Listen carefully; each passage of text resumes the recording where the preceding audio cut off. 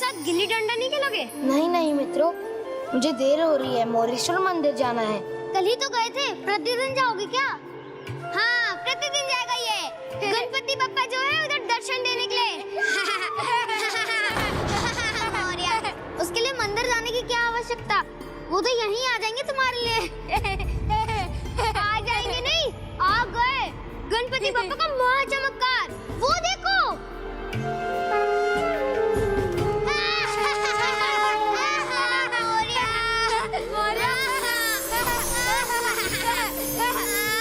क्षमा करना गणपति बापा, ये नहीं जानते, आप तो सर्वत्र है ना। और इस प्रकार मुझ पर अटूट विश्वास रखकर मोरिया प्रतिदिन मीलों चलकर मेरे मोरेश्वर मंदिर पहुंचता था। सबके उपहास को सहकर ऐसा वो वर्षों तक करता रहा।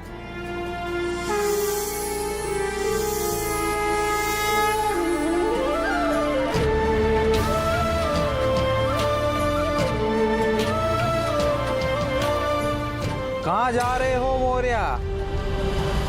पिछली बार कब दिखाई दे रहे तुम्हें तुम्हारे गणपति बप्पा?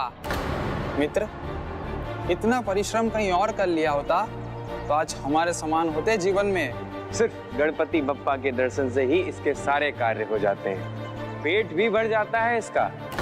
हाँ, पहले ही बचपन में इसका पेट नहीं भरता था कभी। इतना महत्वपूर्ण कार्य कर रहा है ये, और तुम लोग अड़ंगा लगा रहे हो। जाओ भाई जाओ, गणपति तुम्हारी प्रतीक्षा कर रहे होंगे।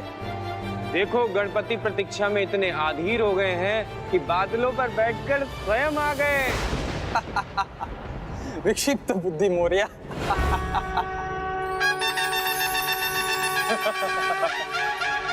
उसको विक्षिप्त बुद्धि का मानकर सभी उसको चिढ़ाते थे, किंतु मोरिया ने अपने ऊपर इसका कोई प्रभाव नहीं होने दिया, ना ही मुझ पर अपने विश्वास को टूटने दिया।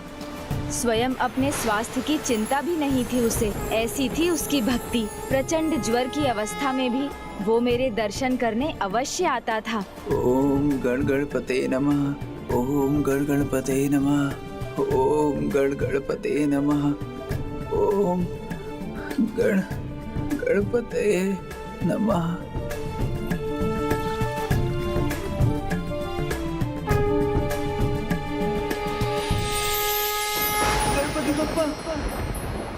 पुत्र,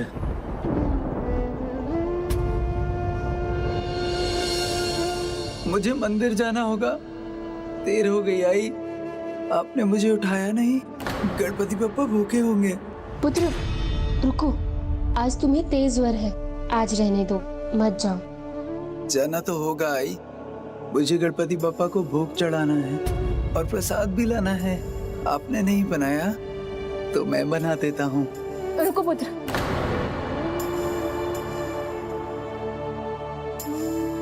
पुत्र प्रसाद तो मैं ले आई हूँ, किंतु ऐसी अवस्था में तुम्हारा जाना उचित नहीं है। अवस्था कुछ भी हो आई, बप्पा की कृपा सदा मुझ पर बनी रहती है। मुझे कुछ नहीं होगा, आप मुझे आज्ञा दीजिए। पुत्र पुत्र, पुत्र तुम्हें विलंब हुआ है, तुम्हारे जाने तक मंदिर के पट बंद हो जाएंगे। बाबा, आप ही तो कहते हैं भक्तों के लिए भगवान के पट कभी बंद नहीं होते।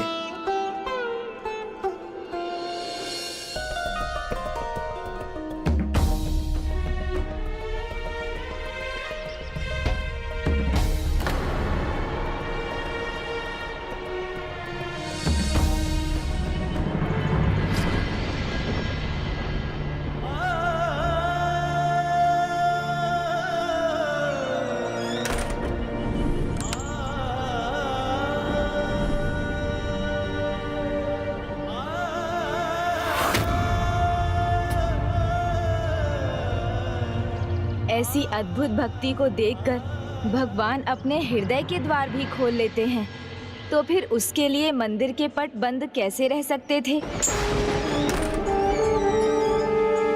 उचित ही कहा था मैंने, भक्त के लिए तो भगवान के द्वार सदा ही खुले रहते हैं। आश्चर्य, विश्वास नहीं होता, आपने उसके लिए अपने द्वार भी खोल दिए थे प्रभु। ये तो कुछ भी नहीं।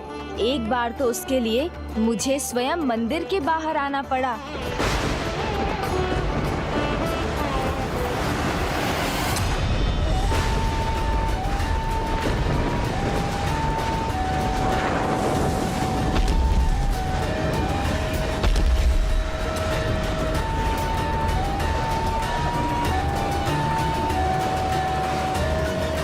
कहाँ जा रहे हो मौर्य?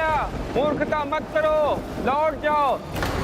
ऐसे तूफान में तो मंदिर भी नहीं खुले होंगे। चिंता मत करो मित्र, भक्त के लिए भगवान के पट सदा खुले रहते हैं। मूर्ख बनने की ठानी नहीं है क्या? ये कोई साधारण तूफान नहीं है, और अब तो मंदिर का मार्ग भी बंद हो गया होगा। अच्छा, हमारा कहा मत मानो, जाओ, अन्यथा तुम्हारे गणपति बप्पा को स्वयं यहाँ आना पड़ जाएगा। हाँ हाँ, आवश्यकता हुई तो बप्पा स्वयं ही आ जाएंगे।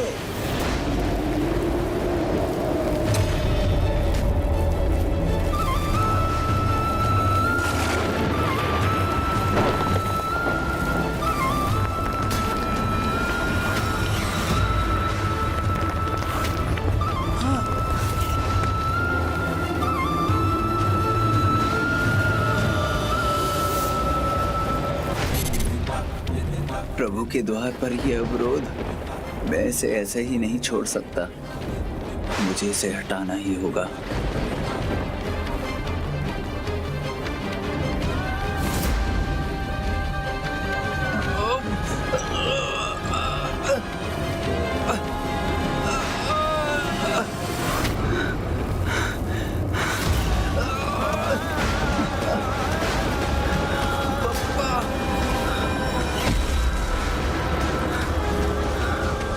भक्त कष्ट में हो तो भगवान से भी नहीं देखा जाता।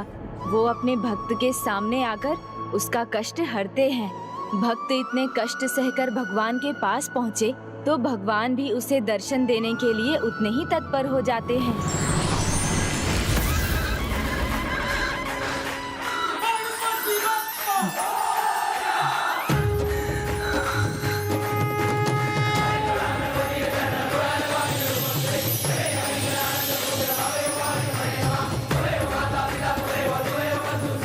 गणपति बप्पा, आज इस तूफान के कारण आपको कोई भोग लगाने नहीं आया होगा, किंतु आप चिंता मत करिए, मैं आपके लिए भोग लाया हूँ। आप मन भर के खाइएगा।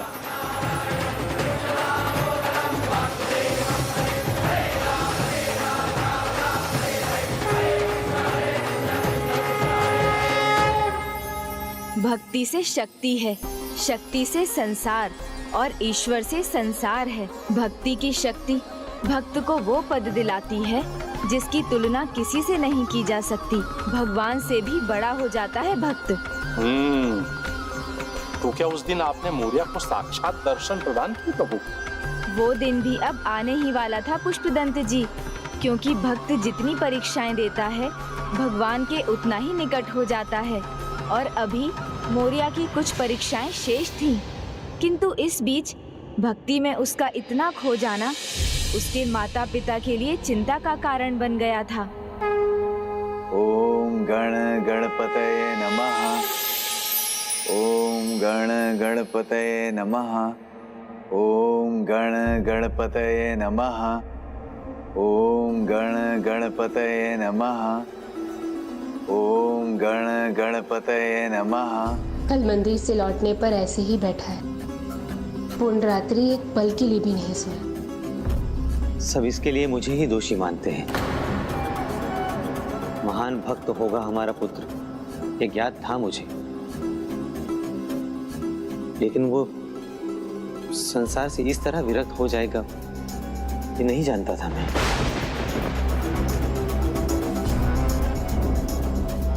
अब तो इसका विवाह ही एकमात्र साधन है, तभी वो समझेगा।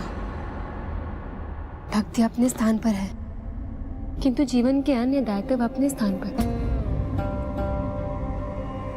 किंतु ये सदा ही गणपति पापा के भक्ति में लीन रहता है। ये विवाह के लिए कहाँ तैयार होगा? हमें प्रयास तो करना चाहिए ना।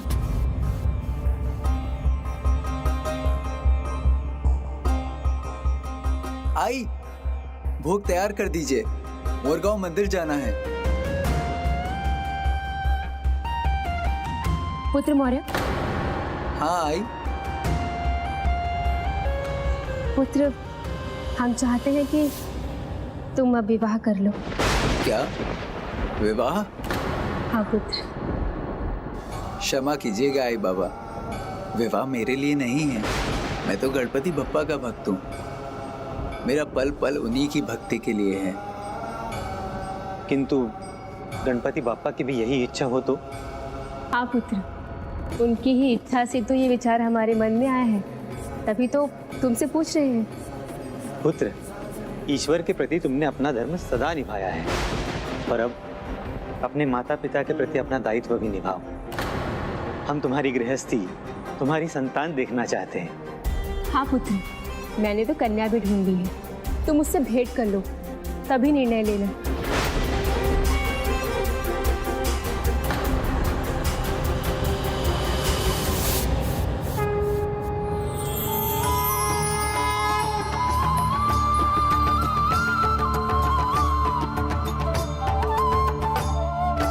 उचित है आई, मैं उससे भेंट करूंगा।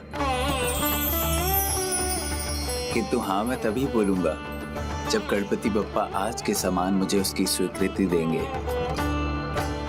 मुझे विलंब हो रहा है, मैं मंदिर जा रहा हूँ।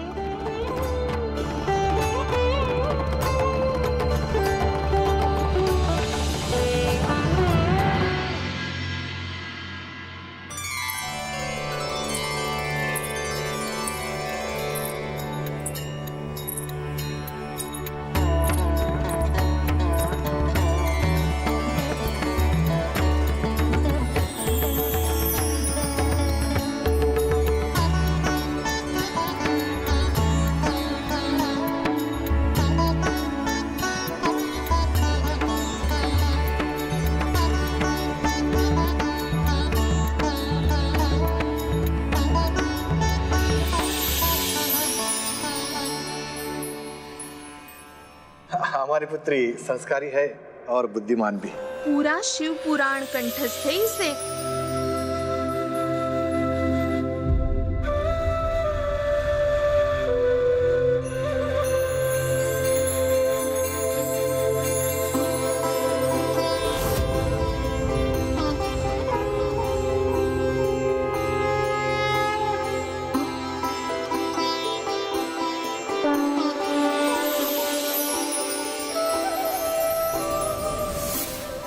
कैसा अपार तेज है इनमें।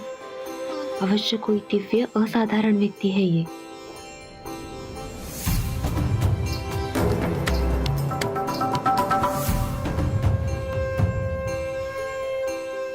प्रभु गणपति ने अपनी स्वीकृति दे दी है आई।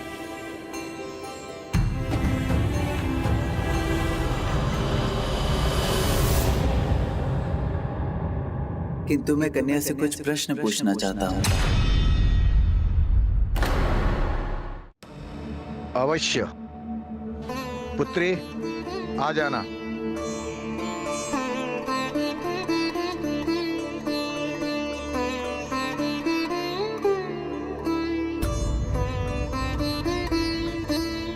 सभी लोग मुझे ढोंगी और विक्षिप्त समझते हैं। गणपति भक्ति के सिवाय तो मुझे कुछ नहीं सूझता। तो मैं आपको सामान्य वैवाहिक जीवन नहीं दे सकता, ना ही समय और ना ही आपका ध्यान रख पाऊंगा। फिर भी क्या आप मुझे अपने पति के रूप में स्वीकार करेंगे?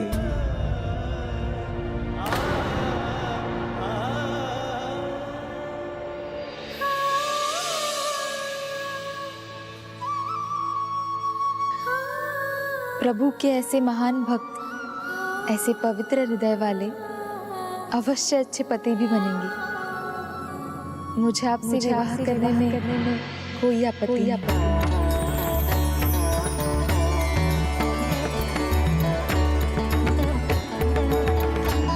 शीघ्र ही मौर्या का विवाह हो गया, किंतु आगे जो हुआ वो ना तो उसके माता पिता की कल्पना के अनुसार था और ना ही उस नवविवाहिता कन्या के।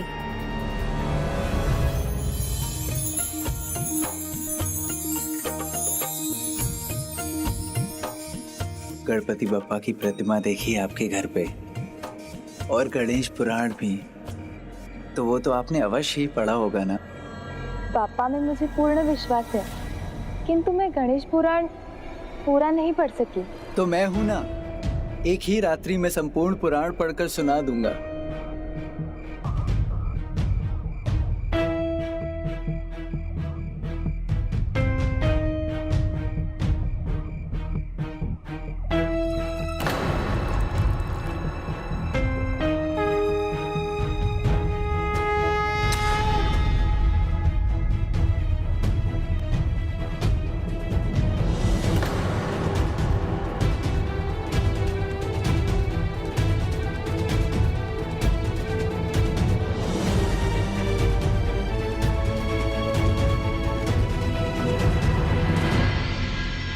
श्री गणेश पुराण।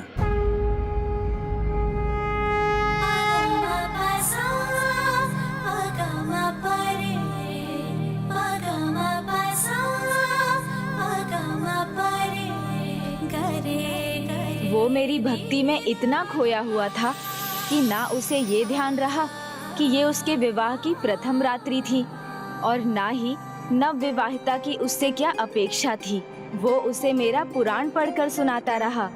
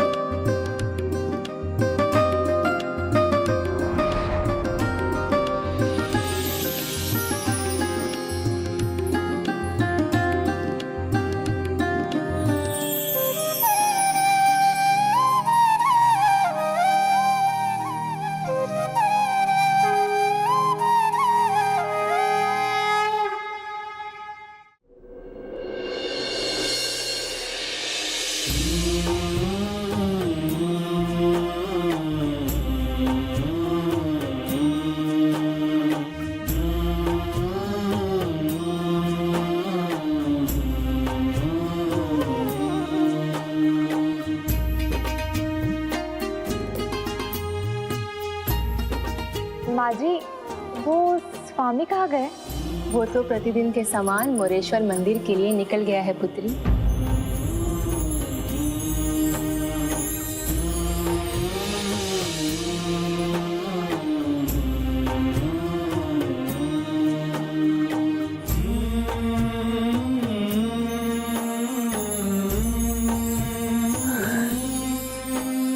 अंततः स्वामी आ गए। पुष्पों का कचरा लाए हैं मेरे लिए।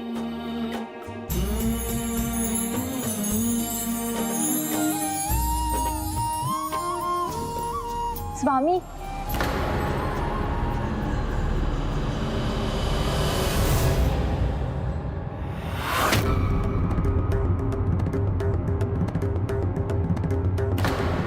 मेरी ओर तो स्वामी ने देखा तक नहीं।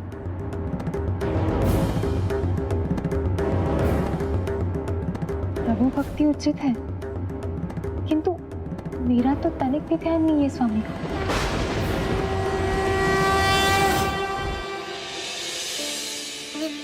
स्वामी, ये लीजिए ना गरम गुड़ पोली, मैंने बनाई है और मैं ये आपको अपने हाथों से खिलाना चाहती हूँ। मुझे खिलाने का कोई लाभ नहीं, बप्पा को खिलाओ, पुण्य मिलेगा। उन्हीं के लिए पकवान बनाओ। लाओ लाओ।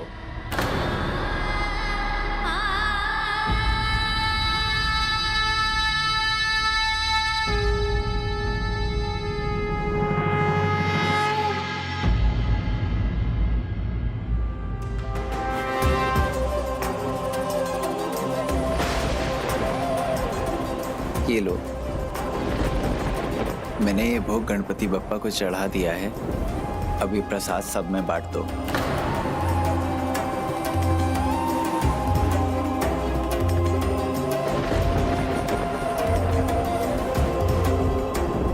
इस प्रकार मोरिया विवाह के पश्चात भी भक्ति में डूबा रहा उसके लिए उसके जीवन में पत्नी का कोई अस्तित्व ही नहीं था, जिसके कारण हर दिन उसकी पत्नी की आशा पल पल निराशा में बदलती जा रही थी।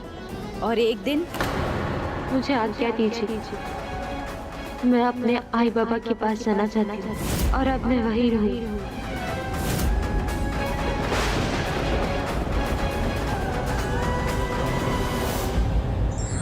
गृहस्थी के बिना नहीं चलता है संसार और भक्ति के बिना ना हो भव सागर पार, इसलिए दोनों व्यक्ति के लिए महत्वपूर्ण है। For more updates, subscribe to our channel, click the show links and enjoy watching the videos.